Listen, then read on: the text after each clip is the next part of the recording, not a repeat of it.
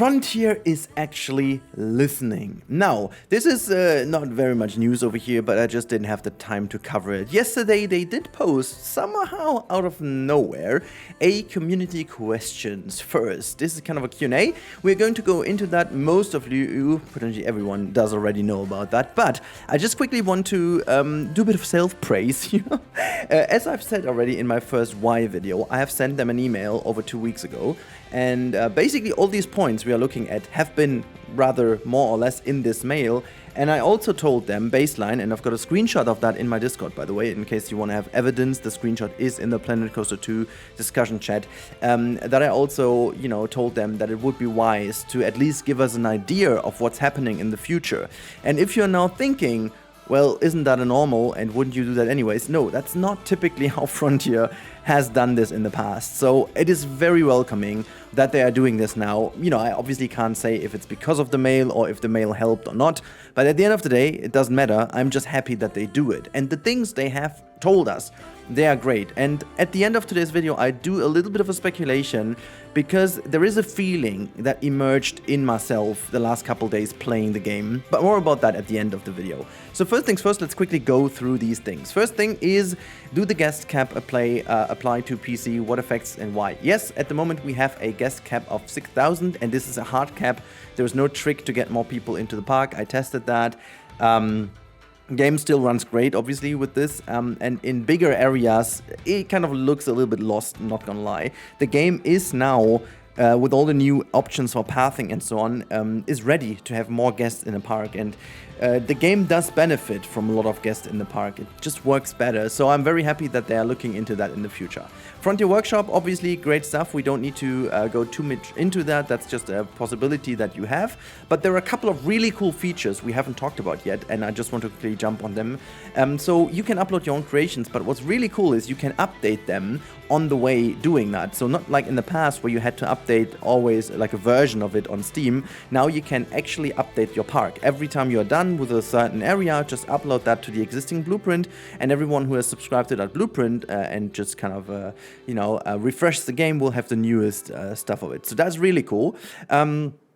You can also see who have access to that. You can do that in your different areas, and you can collaborate with your people and friends, and which is really cool. You can leave notes to your collaborators. So that's pretty cool. You can say, hey, you know what, I just built that and that right. Please make sure to do the scenery and do not delete the XYZ. Really cool stuff. There's also a video about that if you want to see that.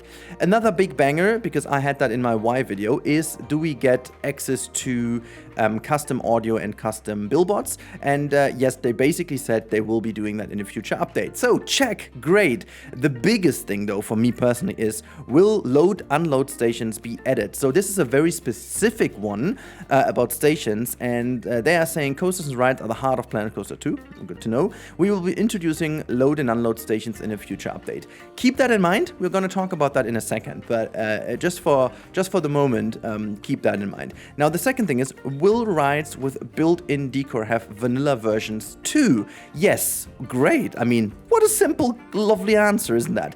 Creativity is at the core of Planet Coaster 2. 2 cores, by the way, just anyway. And the ability to attach scenery to rides is something we are very proud of, allowing park managers to create unique rides.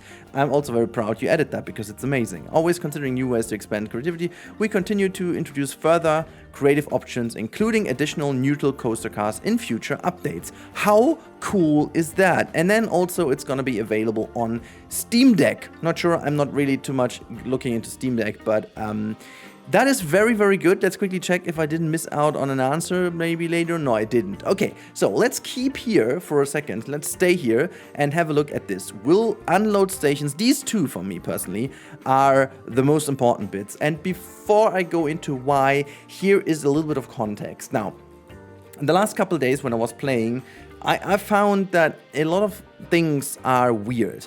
Like, for example, there has been an operation mode, certainly, that was going to do something with the operation of a coaster. It's gone. If you now look at the heat map in your game, there is only an option 1 of 2. In one of the deep dives, I believe it was deep dive 3, you can actually see that there is option 1, 2, and 3 for the operations, but they never go to 3. Then there was the conveyor belt that they even announced that there will be the FD Vision with a special conveyor belt on which people are loading and unloading to the coaster or to the ride. It was written on the website, it was written in-game, and it was even written on all the product pages, and now it's gone from all of them. Then we have our wonderful staff member, the new one, the ride attendant, or like the, ride operator, which basically, as I said, at this point in time, just has no job.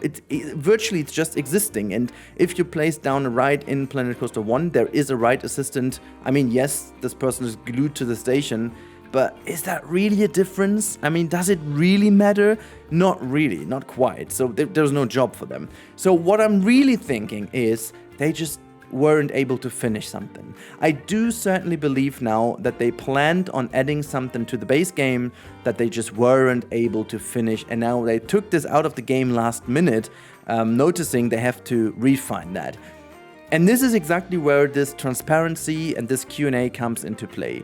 You could have avoided all that situation by just being honest and transparent about that. I mean, yes, it is guessing, I do know, and this could be virtually anything, but all the different puzzle pieces here, really, honestly, it can't be that there is anything happening with... Why do they give us these blank old stations? You can't even change the texture of the stations anymore. Like, it's not even that we have the same stations. No, they're even worse. And then things like with the Vekoma launch coaster, the new gen, that has only a train limited to 2 trains, like, and also styled after a jet. Like, why would you do this? And then the station isn't even fitting the train. Like, the station, it doesn't work the way it does. So there are so many weird things around coasters and stations, and then them saying that this is the heart of Planet Coaster 2, it just doesn't fit. So I strongly believe Frontier has something cooking, but they weren't just ready to release it with release. So maybe we are lucky and we are going to see this already in a potential winter update.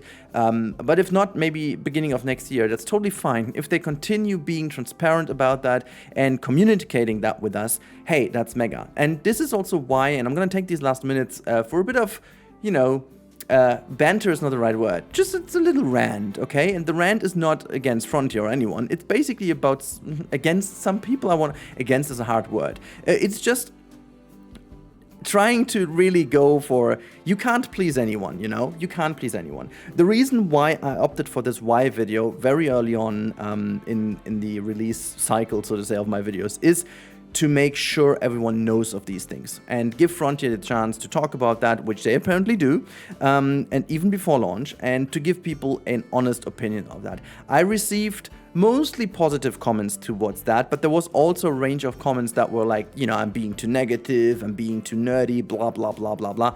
Well, that could potentially be. That's fine. I mean, I'm very passionate about this game. I'm very passionate about the franchise. I'm very passionate about everything that Frontier has done in games. So that's just natural that I'm very much positive about this, but and passionate. And so I have all the right to be negative if I feel like it. And I gave my reasons for that. And if people don't agree, and for them is a missing physics on water rides good, I mean, hell yeah, go for it. That's totally fine, I guess. And the same happens with all the other things. And then I made the video, or basically I made this before, which is even more funny to say, because I made both videos after each other. This is also why they're equally done, they have a similar way of doing, it's the cutting and the storytelling is the same. So I made this early on to have this balance and also to have my points obviously staying against. And when I released that, I received a lot of negative comments like, hey, you're biased, you're paid, you're bought. Like, okay, I guess. And some of them were even the same people, which I guess they are only trolling, so that's fine.